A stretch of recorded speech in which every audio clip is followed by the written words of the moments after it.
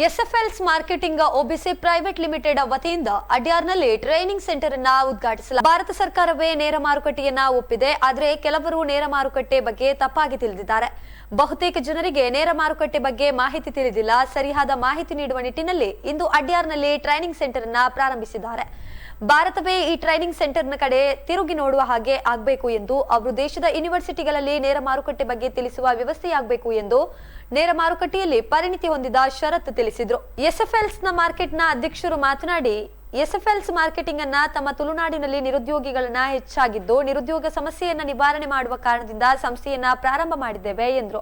ಈ ಸಂದರ್ಭ ಕಾರ್ಯಕ್ರಮದಲ್ಲಿ ಶ್ರೀ ಜಗನ್ನಾಥ್ ಚೌಟ ಹಾಗೆಯೇ ಶ್ರೀ ಶರತ್ ಕುಮಾರ್, ಇನ್ನು ಈ ಸಂದರ್ಭ ಕಾರ್ಯಕ್ರಮದಲ್ಲಿ trustee Sahyadri college of engineering and management Adyar Mangaluru ಇದರ ಶ್ರೀ ಜಗನ್ನಾಥ್ ಚೌಟ ಹಾಗೆಯೇ PG diploma in direct selling all India network marketing association ಸ್ಥಾಪಕ Shri Sharath Kumar, SFLS marketing private limited ಇದರ managing director Shri Krishna Udupi, SFLS marketing private limited CEO Shri Vijay Acharya, SFLS marketing private limited board of director Shrimati Reshma, SFLS marketing private limited board of director, SFLS marketing private limited board of director Shri Deepak AP, ಹಾಗೆಯೇ SFLS marketing zonal manager Shri MD Raju Shetty, SFLS marketing private limited ಗೌರವ ಸಲಹೆಗಾರ MB Prabhuswamy, Sahyadri college of engineering and management Adyar Mangaluru ಇದರ gym master ಆಗಿರುವಂತಹ ಶ್ರೀ ಜಗದೀಶ್, ಹಾಗೆಯೇ SFLS marketing ಇದರ customer support executive Shrimati Ranjini S ಭಾಗವಹಿಸಿ. Sir, ನೇರ ಮಾರುಕಟ್ಟೆ ಅಂತಂದು ಹೇಳೋದು ಈಗ ಭಾರತ ಸರ್ಕಾರ 2021 ಡಿಸೆಂಬರ್ 28ಗೆ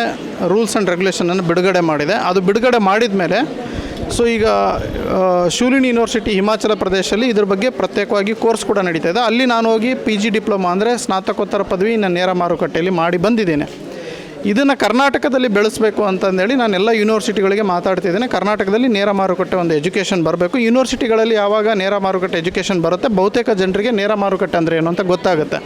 ಯಾಕಂದರೆ ನೇರ ಮಾರುಕಟ್ಟೆ ಹೆಸರನ್ನು ಬಳಸ್ಕೊಂಡು ಬಹುತೇಕ ಕಂಪನಿಗಳು ಮೋಸ ಮಾಡ್ತಾ ಇದ್ದಾರೆ. ಅಮಾಯಕ ಜನರ ದುಡ್ಡಿನ ಜೊತೆಗೆ ಆಟ ಆಡ್ತಾ ಇದ್ದಾರೆ.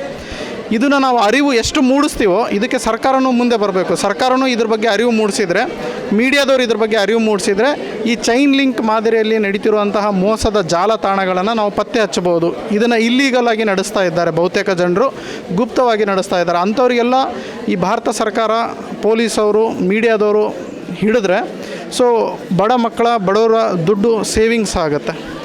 ಭಾರತ ಸರ್ಕಾರ ಹೊರಡಿಸಿರೋ ರೂಲ್ಸಿನ ಫಾಲೋ ಮಾಡ್ತಿರೋಂಥ ಕಂಪನಿಗಳಿಗೆ ಬೆಂಬಲ ಕೊಟ್ಟರೆ, ಈ ರೀತಿಯಾದಂಥ ಕಂಪನಿಗಳು ಬೆಳೆದ್ರೆ, ಅಂದರೆ ಒಳ್ಳೆ ಲೀಗಲ್ ಆ್ಯಂಡ್ ಎಥಿಕಲ್ ಆಗಿರೋ ಕಂಪನಿಗಳು ಬೆಳೆದ್ರೆ ನಿರುದ್ಯೋಗಿತನ ನಾವು ತೆಗಿಬೋದು. ಸರ್, ಈಗ ಫ್ರಾಡ್ ಕಂಪನಿಗಳು ಅಂತಂದು ಹೇಳಿದ್ರೆ ಎಲ್ಲ ಕ್ಷೇತ್ರಗಳಲ್ಲಿ ಇದ್ದಾವೆ. ಫ್ರಾಡ್ ಯೂನಿವರ್ಸಿಟಿಗಳು ಇದ್ದಾವೆ, ಫ್ರಾಡ್ ಸಂಸ್ಥೆಗಳಿದ್ದಾವೆ, ಫ್ರಾಡ್ ಜಾಬ್ ಕೊಡ್ತೀನಿ ಅನ್ನೋ ಸಂಸ್ಥೆಗಳು ಇದ್ದಾವೆ.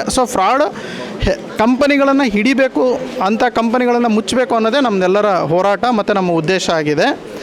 ಅಂಥ ಕಂಪನಿಗಳಿಗೆ ಭಾರತ ಸರ್ಕಾರ ಹೊರಡಿಸಿರೋ ರೂಲ್ಸ್ ಆ್ಯಂಡ್ ರೆಗ್ಯುಲೇಷನ್ ಅವ್ರು ಫಾಲೋ ಮಾಡ್ತಿದ್ದಾರೋ ಇಲ್ಲ ಅಂತ ನೋಡಬೇಕು.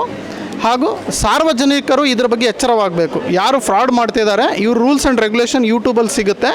MLM ಶರತ್ ಅಂತ ಹಾಕಿದ್ರೆ ನನ್ನ ಚಾನಲಲ್ಲೂ ಕೂಡ ರೂಲ್ಸ್ ಆ್ಯಂಡ್ ರೆಗ್ಯುಲೇಷನ್ ನೇರ ಮಾರುಕಟ್ಟೆ ಬಗ್ಗೆ ಹಾಕಿದ್ದೀನಿ. ಒಂದು ಲೀಗಲ್ ಕಂಪನಿ ಹೇಗಿರುತ್ತೆ, ಇಲ್ಲೀಗಲ್ ಕಂಪನಿ ಹೇಗಿರುತ್ತೆ ಅಂತ ಪುಸ್ತಕನೂ ನಾನು ಬರೆದಿದ್ದೀನಿ.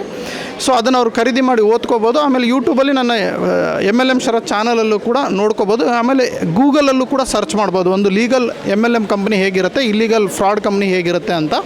ಅದನ್ನು ನೋಡಿ ತದನಂತರ ಅದರೊಳಗಡೆ ಜನ ಎಂಟ್ರಿ ಆಗಬೇಕು. ಭಾರತದಲ್ಲಿ ನೋಡಿ, ಒಂದು 5-10 ವರ್ಷದ ಹಿಂದೆ ಭಾರತ ಪ್ರಪಂಚದಲ್ಲಿ ನೇರ ಮಾರುಕಟ್ಟೆಯಲ್ಲಿ 20ನೇ ಸ್ಥಾನದಲ್ಲಿತ್ತು. ಇದೀಗ ಸರ್ವೆ ಆಗಿರೋದು world federation of direct selling association ಪ್ರಕಾರ ಸರ್ವೆ ಆದಾಗ ಈಗ ಭಾರತ 11ನೇ ಸ್ಥಾನ ಮುಟ್ಟಿದೆ. 2021-22ನೇ ಸಾಲಿನಲ್ಲಿ 11ನೇ ಸ್ಥಾನ ಮುಟ್ಟಿದೆ. ಇದೊಂದು $1 ಮಿಲಿಯನ್ ಟರ್ನ್ ಓವರ್ ಮಾಡ್ತಾ ಇರುವಂಥ ದೇಶ ಆಗಿದೆ ನೇರ ಮಾರುಕಟ್ಟೆಯಲ್ಲಿ. ಸರ್, ಈಗ ನಾನು ಒಬ್ಬ ಮಧ್ಯಮ ವರ್ಗದಿಂದ ಬಂದಿರುವಂಥ ಹುಡುಗ.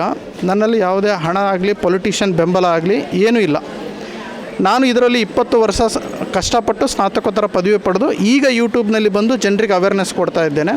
ನನ್ನ ಕಾಂಟ್ಯಾಕ್ಟಲ್ಲಿ ಯಾರ್ಯಾರಿದ್ದಾರೆ ಅವರಿಗೆ ಕಾಂಟ್ಯಾಕ್ಟ್ ಮಾಡಿ ನಾನು ಯೂನಿವರ್ಸಿಟಿಗಳಿಗೆ ಅರ್ಜಿಯನ್ನು ಕೊಟ್ಟಿದ್ದೀನಿ. ನೇರ ಮಾರುಕಟ್ಟೆ ಒಂದು ಒಳ್ಳೆಯದಾದಂತಹ ವ್ಯವಸ್ಥೆ. ಇದಕ್ಕೆ ಭಾರತ ಸರ್ಕಾರ, ಕೇಂದ್ರ ಸರ್ಕಾರ ಒಪ್ಪಿಗೆ ಇದೆ. ನೀವು ನಿಮ್ಮ ಯೂನಿವರ್ಸಿಟಿಗಳಲ್ಲಿ ಒಂದು ಡಿಪ್ಲೊಮಾ ಇನ್ ಡೈರೆಕ್ಟ್ ಸೆಲ್ಲಿಂಗ್ ಮಾಡಿ ಅನ್ನೋ ಒಂದು ಅರ್ಜಿಯನ್ನು ಕೊಟ್ಟಿದ್ದೇನೆ. ಬಟ್ ಯಾರಾದರೂ ಈ ವಿಡಿಯೋ ನೋಡಿ, ಸರ್ ನನಗೆ ಸಪೋರ್ಟ್ ಇದೆ, ಬನ್ನಿ ನಾನು ಎಜುಕೇಷನ್ ಮಿನಿಸ್ಟ್ರಿ ಮೀಟ್ ಮಾಡಿಸ್ತೀನಿ ಅಂದರೆ ನಾನು ರೆಡಿ ಇದ್ದೇನೆ. ಅವ್ರಿಗೆ ಮೀಟಾಗಿ ಇದ್ರ ಬಗ್ಗೆ ಇನ್ನೂ ಮಾಹಿತಿ ಕೊಡೋದಕ್ಕೆ ರೆಡಿ ಇದ್ದೀನಿ. ನಮ್ಮದು ಮೊದಲನೇ ಉದ್ದೇಶ ನಿರೋಗ್ಯತನ ತೆಗೆಯೋದು. ಮೊದಲು ಎಲ್ಲ ಮನೆಗೂ ಇದ್ರ ಬಗ್ಗೆ ಅರಿವು ಮೂಡಿಸೋದು. ಇದಕ್ಕೆ ನನಗೆ ಸಹಕಾರಾಗಿ ನಮ್ಮ ಎಲ್ ಶರತ್ ಕುಮಾರ್ ಅವರು ನಮ್ಮ ಜೊತೆಲಿದ್ದಾರೆ. ಅವರ ಡೈರೆಕ್ಷನ್ ಪ್ರಕಾರ ನಾವು ಯಾವ ರೀತಿ ಅವ್ರು ಹೇಳ್ತಾರೋ ಆ ರೀತಿ ನಾವು ಮಾಡ್ಕೊಂಡು ಹೋಗೋ ಉದ್ದೇಶ ನಮಗಿದೆ ಅಷ್ಟೇ.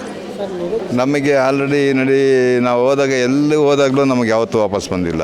ನಾವು ಒಂದು 4 ಜನ ಕೂರಿಸಿದಾಗ ಇಬ್ಬರಾದರೂ ನಮಗೆ ಸ್ಪಂದಿಸ್ತಾರೆ. ನಮ್ಮ ಕಂಪ್ನಿಗೆ ಜಾಯ್ನ್ ಆಗಿದ್ದಾರೆ. ಅವರು ಪ್ಲಸ್ ಕೆಲಸ ಮಾಡ್ತಾಯಿದ್ದಾರೆ. ಮಾಡಿ ಅವರಿಗೂ ಒಂದಿಷ್ಟು ಸಂಪಾದನೆ ಅಂತ ಮಾಡ್ಕೊಂಡು ಬರ್ತಾಯಿದ್ದಾರೆ. ನಾನು SIF ಬಗ್ಗೆ ನಾನು ನೋಡಿದೆ, ವಿಚಾರಗಳನ್ನು ತಿಳ್ಕೊಂಡು ಇದರಲ್ಲಿ ನಿರುದ್ಯೋಗ ಸ್ವಲ್ಪ ಸರಿ ಮಾಡ್ಬೋದು ಅನ್ನೋ ಒಂದು ನಂಬಿಕೆ ಬಂತು. ಆದ ಕಾರಣ ಮಾಡ್ತಾಯಿದ್ದೀನಿ.